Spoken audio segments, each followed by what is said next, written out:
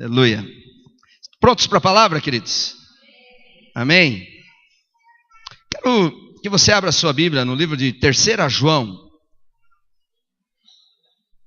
Quero compartilhar com você algo que há muito tempo Deus tem conversado comigo e tem desafiado o meu espírito, tenho entendido e tem sido uma transformação na minha mente.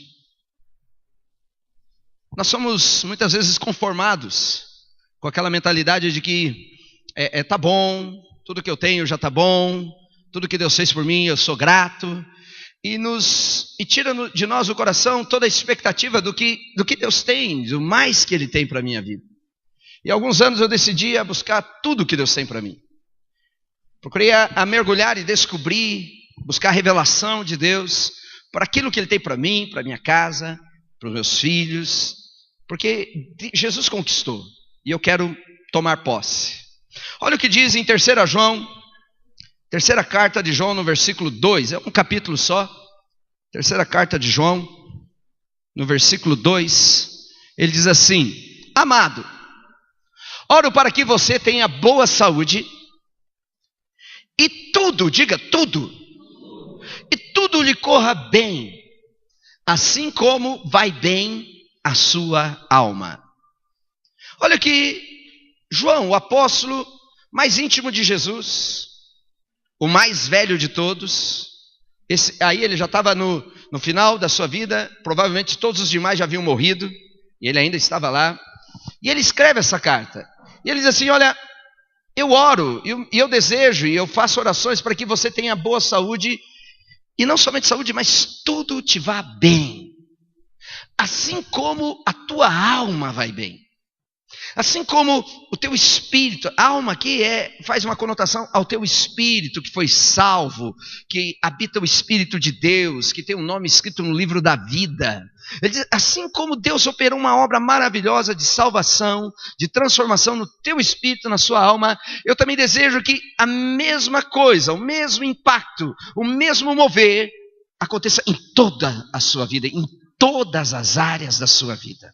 Nós já sabemos, na medida da caminhada e do estudo e do entendimento, que quando diz tudo, a palavra tudo significa tudo. Nós podemos fazer uma lista infinita desse tudo aqui. Tudo vai bem. Que tudo te vá bem, queridos. Quantos querem que tudo vá bem? Eu acredito que o maior desejo da humanidade é esse, que tudo vá bem. A segurança, que eu tenha segurança, que eu tenha vitória, que eu tenha saúde, que eu tenha êxito, que eu tenha sucesso, que eu tenha seja bem sucedido em todas as coisas. Tanto que é essa a expectativa nossa. Quando nós saímos para o trabalho, o nosso coração está com a expectativa: hoje vai ser um grande dia, porque nós esperamos que tudo vá bem. Agora, saibam de uma coisa, isso não é só um desejo teu, isso não é só um pensamento teu, mas é o desejo de Deus a teu respeito. Deus deixou escrito na Bíblia, Deus deixou escrito, registrado nas Sagradas Escrituras, dizendo: eu quero que tudo te vá bem, que tudo ocorra bem. Queridos, quando nós olhamos a Bíblia e começamos a estudar um pouco a história e conhecer mais a história, nós vamos perceber, principalmente no Velho Testamento, pessoas correndo atrás de todas as promessas de Deus. Pessoas que ouviram falar das promessas, pessoas que souberam que Deus tem promessa, e eles com muita dedicação, com muito esmero, com muito esforço, começaram a correr atrás daquilo que Deus tinha para eles. Nós encontramos isso através de Abraão, um homem desesperado para que as promessas de Deus se cumprissem na vida dele.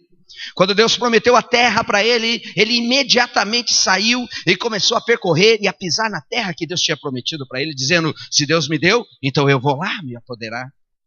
Nós encontramos o próprio Davi dizendo: você vai ser o rei, eu vou te dar todo o reino. E ele começa a andar pelo reino, e começa a conquistar, e começa a desafiar os gigantes, porque ele disse: Deus me deu, eu quero. Eu quero. Na caminhada com a igreja, pastoreando, orientando, aconselhando, ensinando o povo de Deus, queridos, por alguns anos, eu tenho entendido que você encontra um grupo de pessoas, 2 grupos de pessoas na igreja, pelo menos. Você encontra o grupo daqueles que querem, e você encontra o grupo daqueles que não querem tanto. Nós estamos trabalhando aqui numa escola, não é uma escola, mas é uma reunião de cura. Fizemos aqui algumas reuniões. E eu me lembro que quando as pessoas chegaram no começo, eu dizia: olha, eu preciso que você venha aqui assiduamente. sequencialmente nessa reunião, porque essa reunião ela vai gerar fé em você. Então, se você quer, você vem. E algumas pessoas chegaram ali, literalmente à beira da morte, com doenças muito evoluídas, dias contados. E as pessoas vinham e não retornavam. E não continuavam na sequência. Por que não continuam? Porque não querem tanto. Não querem tanto. Quando Deus promete alguma coisa para mim, o meu coração precisa se assentar na promessa, assentar a promessa no meu coração, e eu preciso colocar na minha mente, eu quero isso para mim. Eu quero. Eu quero ser exitoso no meu trabalho. Eu quero ter vitória na minha casa. Eu quero ver os meus filhos tendo vitória. Eu quero ter o meu ministério vitorioso. Eu quero romper. Eu quero que todas as promessas se cumpram na minha vida. Eu quero. Você encontra pessoas que são determinadas. Você encontra pessoas que são desafiadas e dizem, eu quero. Mas você encontra um grupo de pessoas que não querem tanto. E você vai encontrar na Bíblia pessoas que queriam e pessoas que não queriam tantos. Quando você vê a história de dois homens, dois bebês ainda, eu quero contar para você a história de dois homens, dois bebês. Um chamado Pérez e outro se chamou Zera. Quem eram esses dois? Antes de eu ler a Bíblia, deixa eu colocar você dentro do contexto. Deus fez uma promessa para Abraão. Dizia, Abraão, ao teu descendente eu vou cumprir toda a promessa. Eu darei essa terra por herança à tua descendência. Então correu na história, se ecoou em todo o mundo conhecido, que aquele homem chamado Abraão era um amigão de Deus. E que Deus fez uma promessa para ele. E que o seu descendente seria o herdeiro dessa promessa. Então, a cultura era, o descendente de Abraão vai ser um cara muito abençoado. O descendente de Abraão vai ser uma pessoa muito rica. O descendente de Abraão vai ser uma pessoa muito vitoriosa. O descendente de Abraão vai ser o herdeiro de todas essas terras. Vai ser o herdeiro de todas as promessas. O descendente de Abraão vai trazer Cristo, o Messias, o Salvador do mundo. Era esse o entendimento. Portanto, todos os nascimentos da casa de Abraão, da descendência de Abraão, não era só um nascimento. Era um evento. Era um acontecimento. Para nascer um descendente de Abraão, querido, chamava-se imprensa. Chamava-se avós, vizinhos, parentes viajavam distante para ver, vamos ver, quem é esse que vai receber toda a promessa que Deus tem para Abraão? Havia uma expectativa, porque era uma pessoa não comum, mas era uma pessoa que seria o alvo do cumprimento de todas as promessas que Deus fez para Abraão. Nós vemos toda a linhagem de Abraão. Abraão teve seu primeiro filho, Isaque. Isaque se casou e teve dois filhos gêmeos, Jacó e Esaú. Os filhos de Jacó começaram a vir, e nós temos um filho de Jacó chamado Judá. Judá. Esse homem, Judá, a Bíblia dizia que de Judá o cetro jamais se afastaria dele. Uma promessa de governo, uma promessa de autoridade, uma promessa de domínio. Judá. E a Bíblia diz que Judá também teve dois filhos. E um desses dois filhos casou com uma senhora, uma moça chamada Tamar. E o primeiro do seu filho chamado o nome dele era e o outro era Onã. Vamos gravando a história, depois você confira na Bíblia, tá? Só para deixar vocês dentro do contexto. Esse filho mais velho de Judá casou com Tamar, mas não dava filhos a ela. Não tinha interesses sexuais por ela. E a Bíblia diz que aquilo não era agradável diante do Senhor. Por que não era agradável? Porque tinha que gerar uma descendência, porque estava o que estava contando era a promessa. O que estava em vigor, o que estava no jogo, não era mais uma criança, não era mais um filho, não era mais um casamento, mas era a promessa que Deus tinha. O quanto se valoriza uma promessa? O quanto você valoriza uma promessa de Deus na tua vida? Era isso que estava. Toda a Bíblia, no Velho Testamento, você vai ver um valor comum: a promessa. Todos queriam ir atrás da promessa. Todos os heróis, todos os grandes homens, eles tinham algo no seu coração: eu quero a promessa. Você quer ser uma grande pessoa? Você quer ser grande no reino dos céus? Deseja a promessa de Deus. A Bíblia diz que esse filho mais velho, casado com Tamar, não queria. E ele morreu. Morreu. Por não valorizar a promessa, morre. Vem um segundo filho. E ele, por causa da competição com o seu filho mais velho, com seu irmão mais velho, a Bíblia diz que quando ele tinha relações sexuais com Tamar, ele não tinha completo essa relação. Ele abortava o processo. Para que ela não tivesse filhos. Porque ele dizia, eu não quero deixar descendência para o meu filho mais velho. Meu irmão mais velho, desculpe. E a Bíblia diz que isso também não foi agradável. E esse garoto morre. E agora Judá tem um terceiro filho, mas era muito novinho.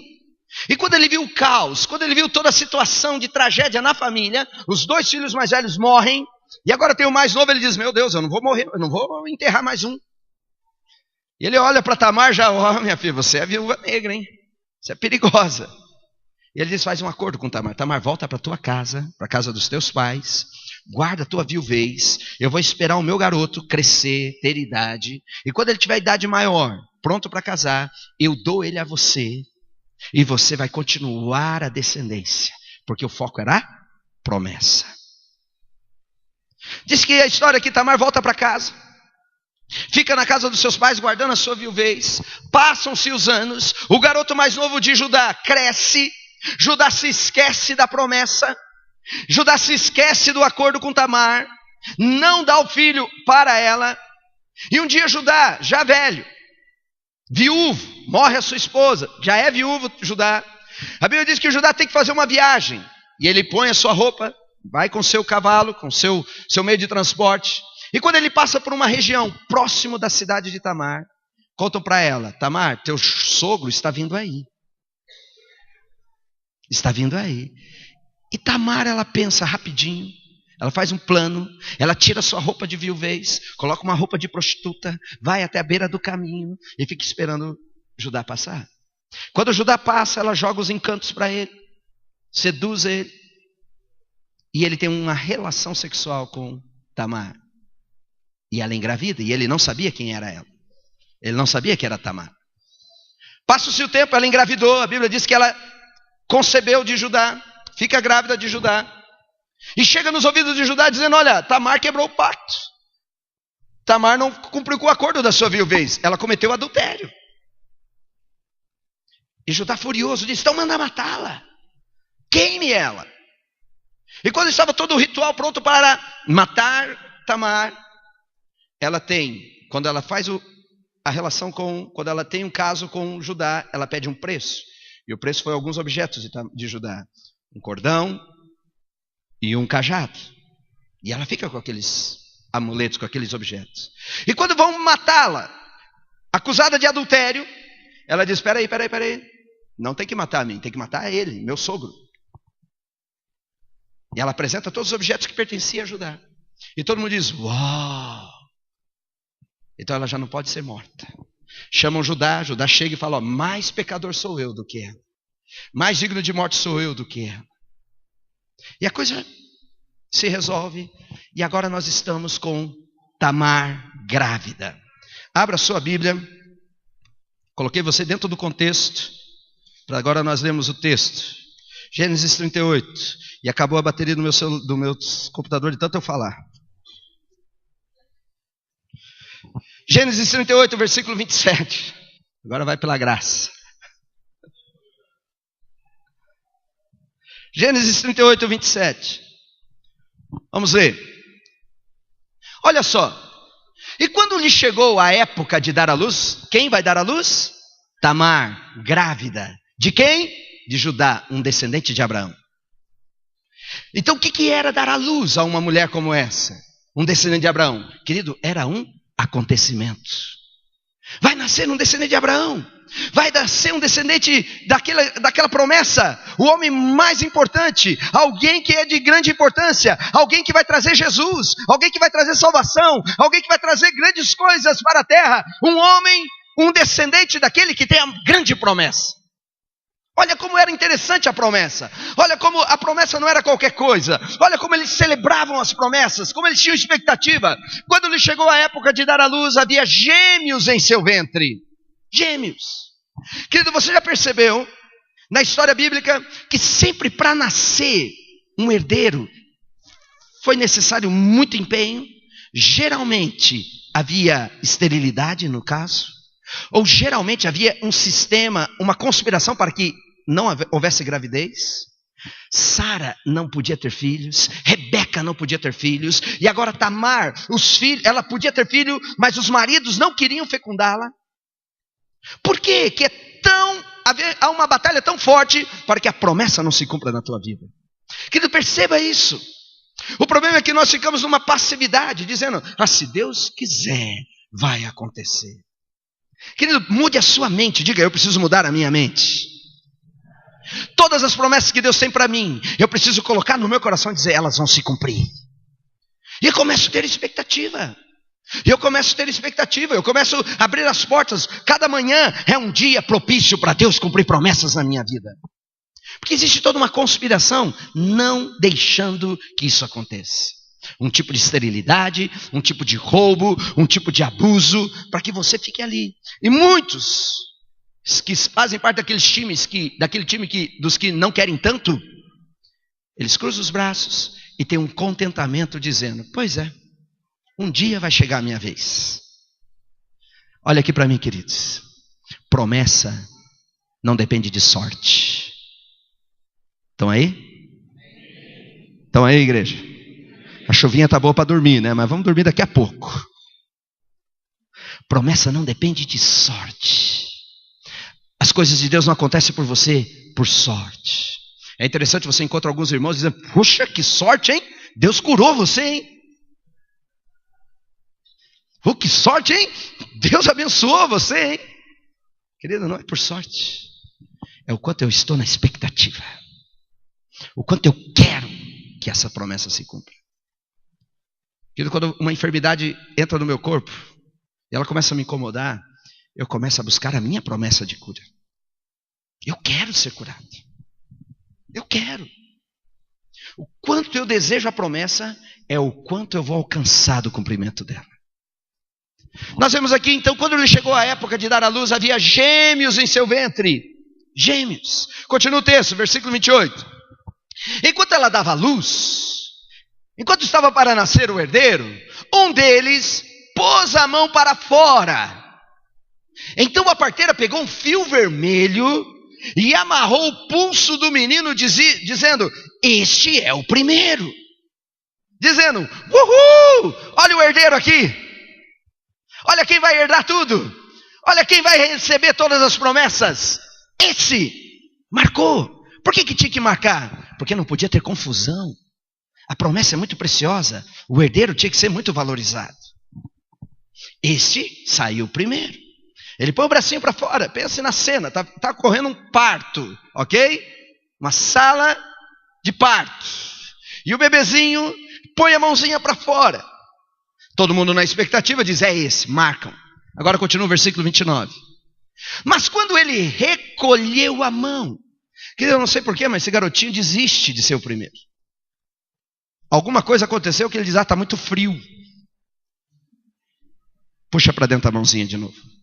Volta para dentro do útero. Não, o mundo é muito difícil.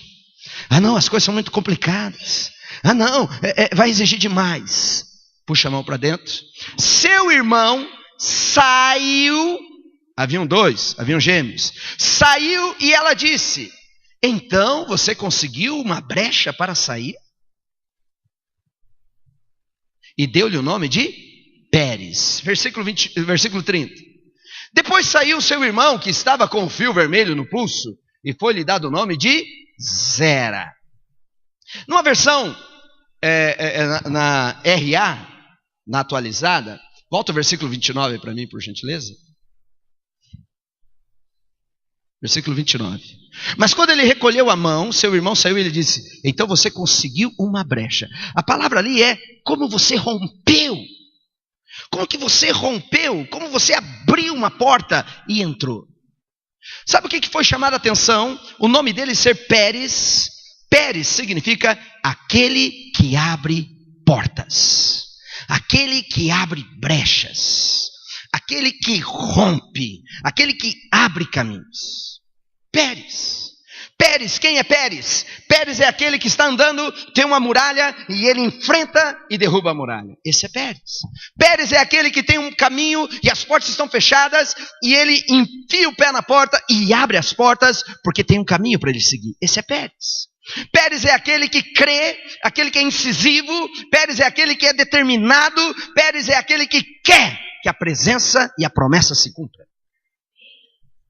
Temos alguns Pérez aqui? No versículo 30 ela diz que aquele que veio primeiro, que o bracinho dele foi marcado com uma fitinha vermelha, dizendo esse é o primeiro, ele desiste. Deram o nome para ele de Zera.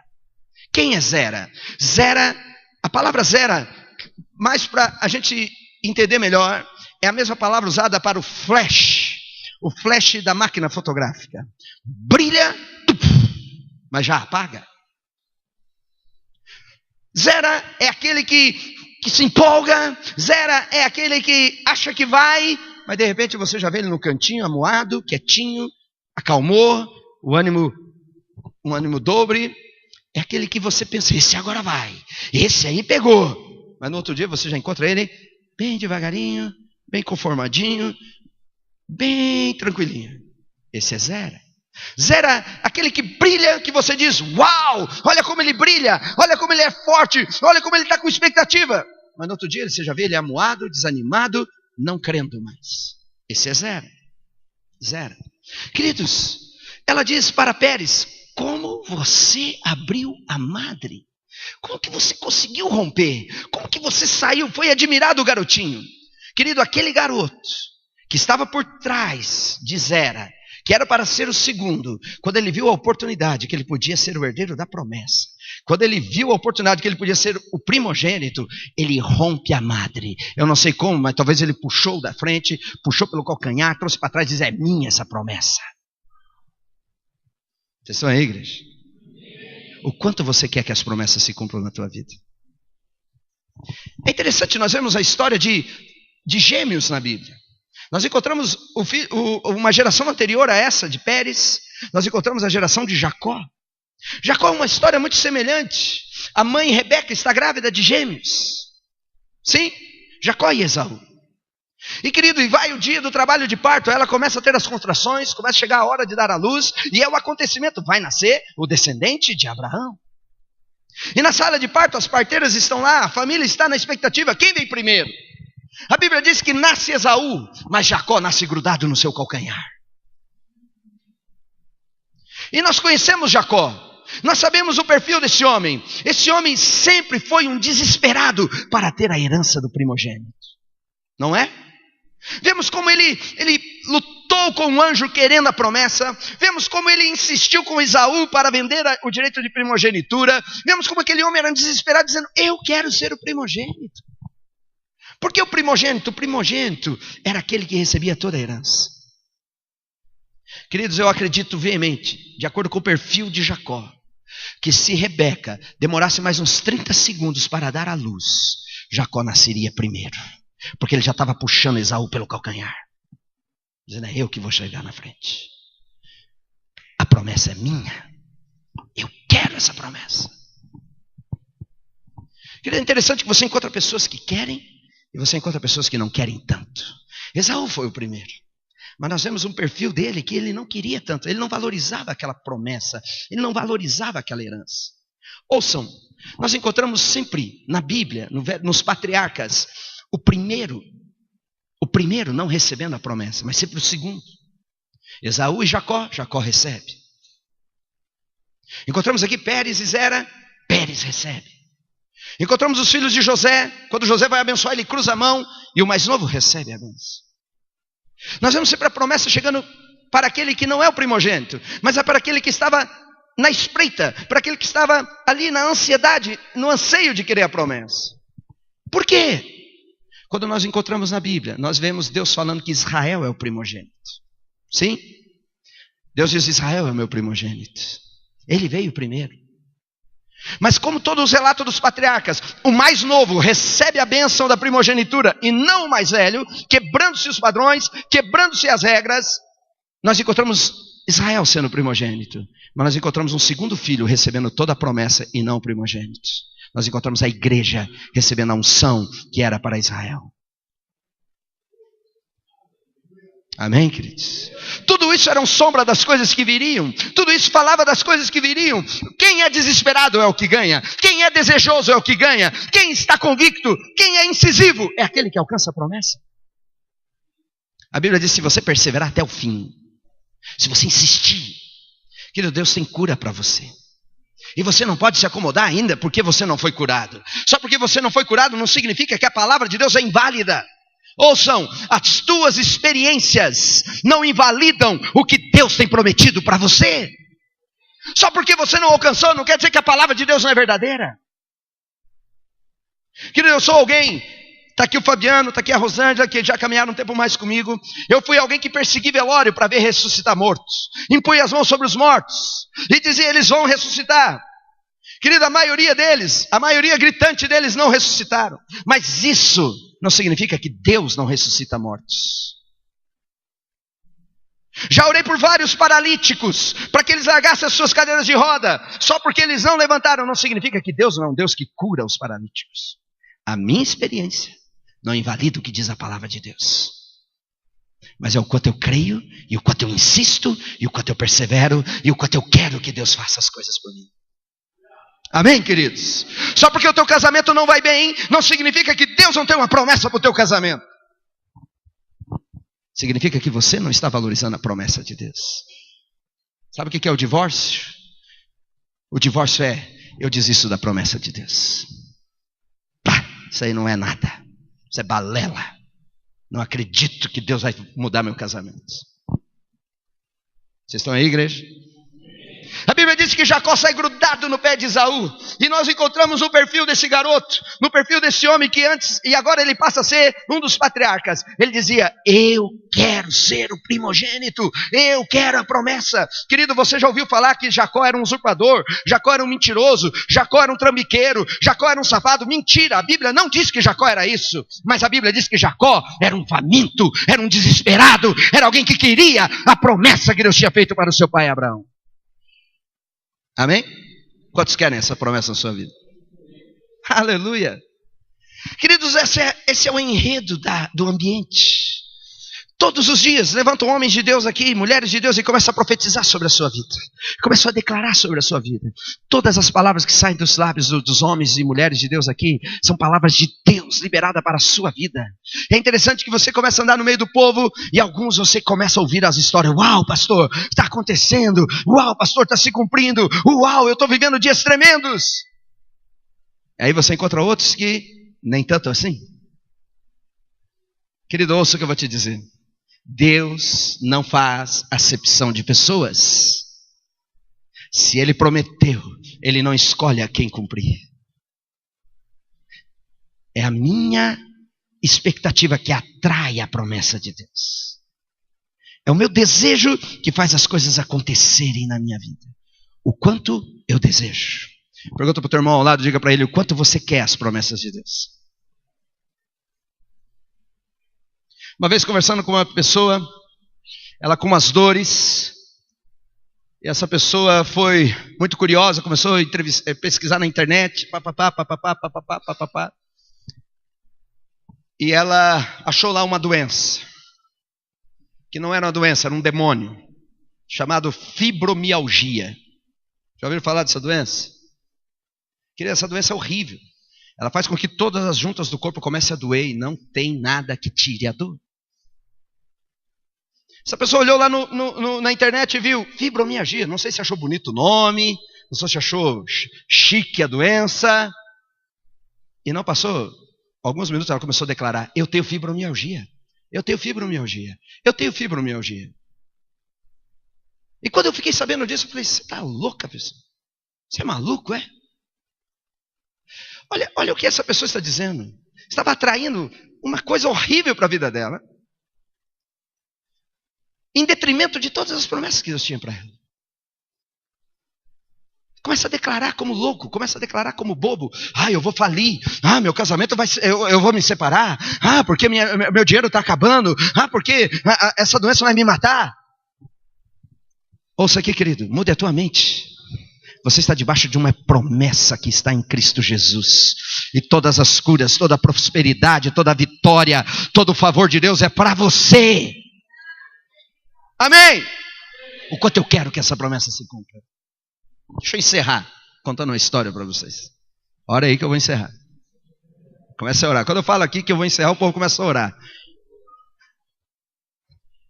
A Bíblia nos conta que nos dias de Israel foi estabelecido um sacerdócio para cuidar da presença de Deus, que era representada na Arca da Aliança. E nos dias do sacerdócio Eli, um velho sacerdote, que a Bíblia diz que ele já estava cego e velho. A Bíblia diz que naqueles dias as visões eram muito raras e não muito frequentes. Eram dias em que promessas não eram tão valorizadas, o mover do Espírito Santo não era tão valorizado, tempos em que a palavra de Deus não era recebida com tanta expectativa. E os filisteus, que eram os inimigos, aqueles que ficam à espreita, presta atenção, queridos, tem uma casta demoníaca, que são representados pelos filisteus na Bíblia, que quando eles percebem o movimento espiritual, de que Deus vai fazer algo na tua vida, de que Deus está desencadeando algo na tua vida, esses demônios são espíritos de inveja, espíritos invejosos, que quando eles percebem que Deus vai cumprir coisas, eles entram numa movimentação para impedir isso. Você vai encontrar os filisteus sempre assim.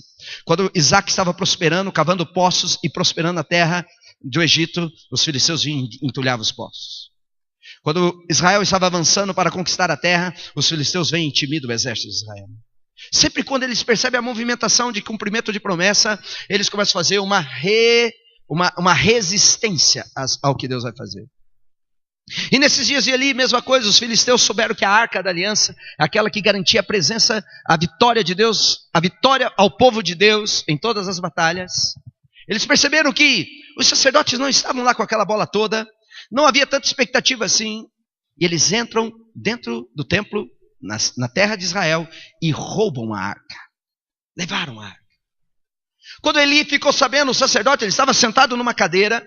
A notícia de que a arca foi roubada foi tão chocante que a Bíblia diz que ele cai da cadeira e bate o pescoço, bate a nuca e morre desnucado. A sua nora estava grávida e a informação foi tão forte, a notícia foi tão trágica para a nação que no mesmo instante que ela recebe a informação, ela tem um aborto espontâneo. E nasce o garotinho prematuro. E ela dá o nome para aquele garoto de Icabod, que significa foi a glória. Foi-se a glória de Deus. Não tem mais glória. Foi embora. Roubaram de nós toda a possibilidade da presença de Deus. E a Bíblia diz que os filisteus levam a arca até o arraial deles. Uma arca, diga assim, a arca da presença. A arca da presença que em Israel não manifestava muitas coisas mais. Era muito rara a manifestação de Deus. De vez em quando tinha uma manifestação da presença de Deus. Não tinha valor, não tinha expectativa mais na presença. Quando ela entra no arraial dos filisteus, eles colocam a arca na presença de Dagon, o deus dos filisteus, dentro do templo de Dagon. Lá em Israel a presença era muito rara. Lá em Israel a presença não era muito frequente. Quando eles colocam a arca na frente de Dagon, na manhã seguinte, Dagon está com a cabeça cortada, com os braços cortados, debruçado na frente da presença de Deus. Querido, não é porque a presença de Deus não se move na sua vida que Deus não está agindo.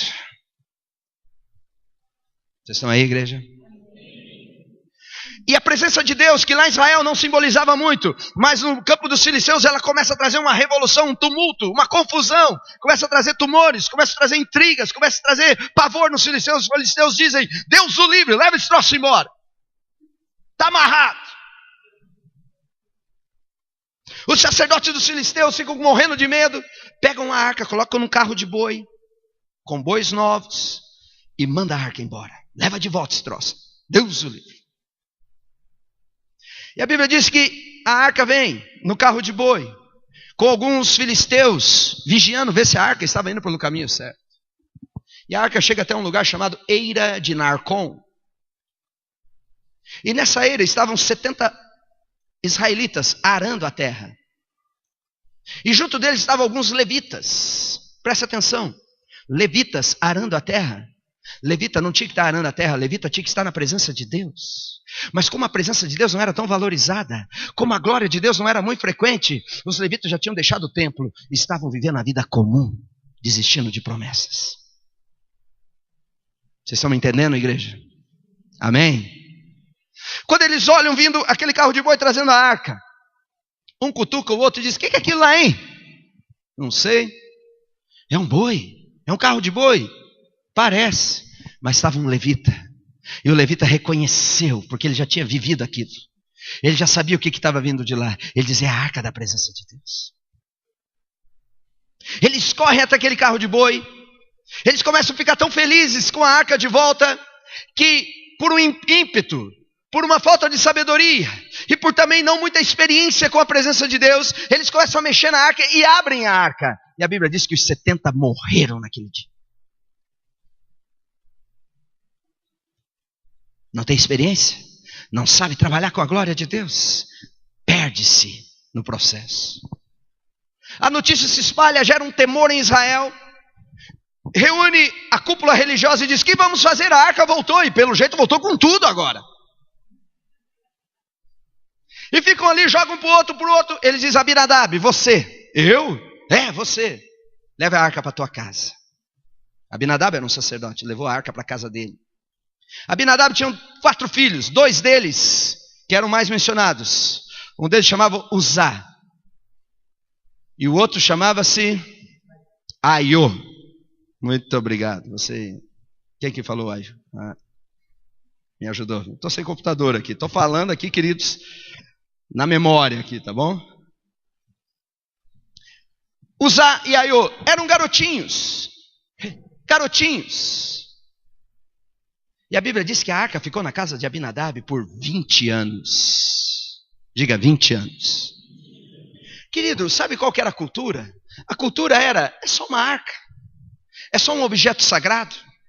É só um ritual religioso. Então fica aí. Pegou, colocou no rack da sala, cobriu com um pano de prato, colocou um vaso de flor em cima. E falou para os filhos: não mexam nesse troço aí. Deus o livre se riscar. Mas eram crianças. Vamos imaginar que Uzá e Aiô deviam ter o quê? 5, 10 anos no máximo.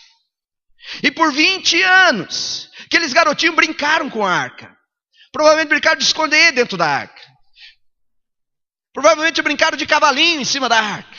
Era um baú, uma caixa. Criança, você pode imaginar criança? Passaram-se 20 anos. Ficou na casa de Abinadab. Sabe o que a Bíblia diz? Que por 20 anos, o que aconteceu na casa de Abinadab com a arca lá dentro? Sabe o que a Bíblia diz? A Bíblia não diz nada. E se a Bíblia não diz nada, sabe por que a Bíblia não diz nada? Porque não aconteceu nada. Por 20 anos, na presença de Deus, e nada aconteceu. Nada. Agora mudou o reino. Davi entra no cenário. Agora Davi é rei de Israel. Saul foi rei de Israel por anos. Sabia que a arca estava na casa de Abinadab e não valorizou. Deixa lá, melhor estar lá. Davi assume o trono e diz: eu vou reinar, mas com uma condição: sem a presença de Deus aqui, eu não assino nenhum decreto. Eu não sento 1 minuto no trono. Eu só governo se a presença de Deus estiver. Mudou o ambiente. Por 20 anos, a arca na casa de Abinadab e nada. Garotada brincando, talvez assistindo televisão com a arca do lado, e tudo acontecendo, e nada extraordinário, nenhuma promessa, nenhum mover de Deus. Mas agora mudou o ambiente. Davi é rei, ele diz: sem a arca eu não reino. Tragam a arca. Prepararam todo o ritual, buscam a arca na casa de Abinadab, num carro de boi, e vem junto agora Uzá e Aiô, aqueles íntimos da arca, que cuidaram da arca, poliram a arca naquele dia, colocam a arca na casa, no carro de boi, e vem trazendo a arca. Todo mundo com a expectativa. A glória de Deus está aí. Está vindo o reino de Deus. Está vindo a presença de Deus. As promessas de Deus voltarão a viver em nós. A Bíblia diz que quando eles estavam andando, o boi tropeça numa pedra. A arca, o carro de boi dá uma balançada. A arca inclina para cair. Uzá, íntimo da arca. 20 anos brincando com a arca. 20 anos convivendo com aquilo lá. Diz, deixa que eu seguro. Pum. A Bíblia diz que quando ele põe a mão na arca, ele morre. Talvez aí eu diz, meu Deus do céu, o que está acontecendo? 20 anos nós brincamos com essa arca e nada aconteceu. E agora, por que aconteceu? Mudou a expectativa. Para Abinadab e para Saul, era só um objeto sagrado. Para Davi, era a presença de Deus. Era a oportunidade de promessas se cumprirem. Era a glória de Deus na minha vida. Mudou o ambiente, mudou a manifestação. Diga assim, quando eu mudo o ambiente, eu ativo a manifestação do poder de Deus. Amém, queridos? Queridos, quando Uzá põe a mão, ele morre, Davi entra em pânico e diz, meu Deus, misericórdia. Eles começam uma manipulação e para ajeitar a situação e chegam a um consenso dizendo, vamos mandar a arca para a casa de Obed-edom. E eles pegam a arca agora, tiram da casa de Abinadab, todo mundo apavorado, morrendo de medo da arca, com todo jeitinho agora. Levam a arca para a casa de Obed-edom. E a Bíblia diz que a arca ficou na casa de Obed-edom por 3 meses. Quanto tempo ficou na casa de Abinadab? 20 anos. E o que aconteceu na casa de Abinadab? Nada. Mas agora a arca vai para a casa de Obed-edom e fica 3 meses. O que acontece com a casa de Obed-edom? A Bíblia diz que toda a casa dele foi abençoada. 20 anos, nada. Em 3 meses, tudo aconteceu. Tudo. O casamento de Obed-edom, que já estava naquela rotina, naquela briga, panela voando, a esposa de Obed-edom xingando ele. Em 3 meses ela vira um doce. Uau! Obed-edom, preguiçoso, não tinha expectativa, não tinha esperança de nada. Em 3 meses, Obed-edom, opa! A mulher dele, uau, o que aconteceu com você, maridão? 3 meses começam a mudar as coisas. Os filhos de Obed-edom que não queriam nada com Deus, não queriam nada, estavam aprontando, talvez usando droga, talvez vivendo uma vida perdidos. 3 meses esses garotos começam a receber um avivamento no coração. E a Bíblia diz que eles começam a se comprometer com o reino de Deus, que depois eles passam a ser porteiros na casa do Senhor. 20 anos, não aconteceu nada. 3 meses, tudo mudou na casa de um homem. Por quê? Qual é a expectativa minha em relação às promessas de Deus? O quanto eu desejo que Deus mude a minha vida. Para Abinadab, põe esse troço aí. Deixa aí, não tem onde pôr mesmo? Ninguém quer ficar... Então vai na minha casa. A grupo é hoje lá em casa? Não tem outra casa para fazer? Pode ser qualquer casa. Não, tem que ser na tua. Porque... então tá bom, faz na minha.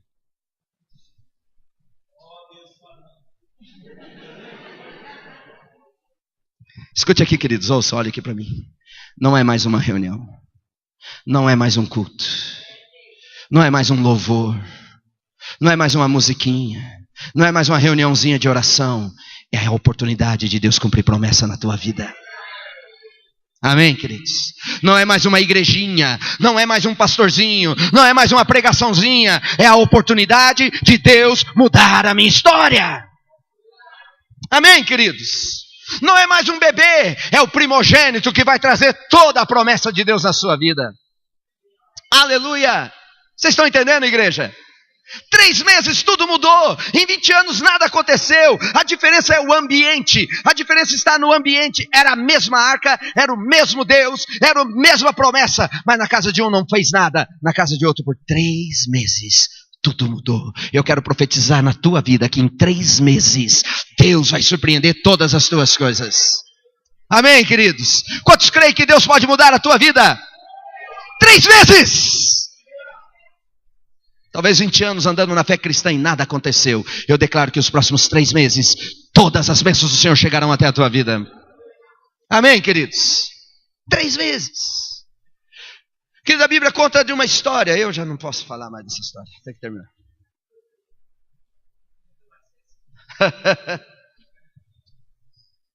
3 meses para Deus mudar a vida de uma família. 3 meses para Deus mudar a história de uma nação. 3 meses para Deus mudar a vida de um jovem. 3 meses. Para Abinadab era só mais uma religião. Querido, nós não estamos aqui para chamar você para uma religião. Jesus não é religião. Jesus é o cumprimento das promessas de Deus. Querido, assim como nasceu Jacó, assim quando nasceu Pérez, assim quando nasceu os filhos de Abraão, todas as parteiras, todo mundo foi mobilizado. Quando nasceu Jesus, o céu veio com o exército de anjos ficar de olho, dizendo: eis aí o Salvador, eis aí o herdeiro, eis aí todas as coisas se cumprindo na vida dele. E se eu estou em Cristo, eu estou debaixo de todas essas promessas. 3 meses!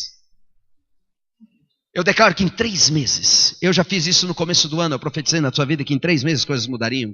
Muitas pessoas estão desfrutando desses 3 meses até hoje. Coisas tremendas aconteceram. Querido, nós estamos debaixo de uma expectativa de grande movimento de Deus nesses dias. Grandes movimentos de Deus nesse lugar. E eu profetizo sobre a tua vida 3 meses. Amém? Diga, os próximos 3 meses. Amém? Vai haver um rompimento, vai haver uma liberação, vai haver uma transformação, vai haver o cumprimento de todas as promessas de Deus. Se você está enfermo, 3 meses para você ser curado. Se você está desempregado, 3 meses e Deus vai te dar o melhor emprego que você já teve. 3 meses o teu casamento passará por uma transformação. 3 meses os teus filhos estarão adorando a Deus, servindo ao Senhor no ministério. 3 meses. Você crê? Querido, quando Jacó viu que era a oportunidade dele ser o primogênito, ele grudou no calcanhar, diga, deixa que eu vou.